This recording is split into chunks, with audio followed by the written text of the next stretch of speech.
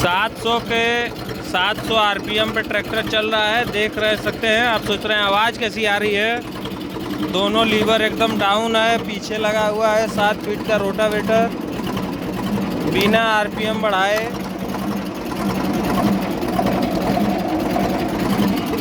बिना एक्सीलेटर पे हाथ लगाए, बिना पैर में, देख रहे हैं पैर हटा दिया हूँ और देख रहे हैं 700 के आरपीएम पे चल रहा है।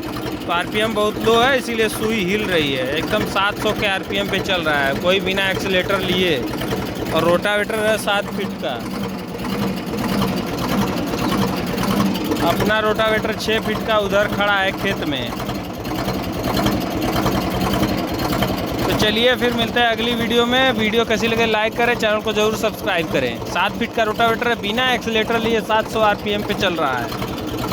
आवाज़ सुन सकते हैं ट्रैक्टर की।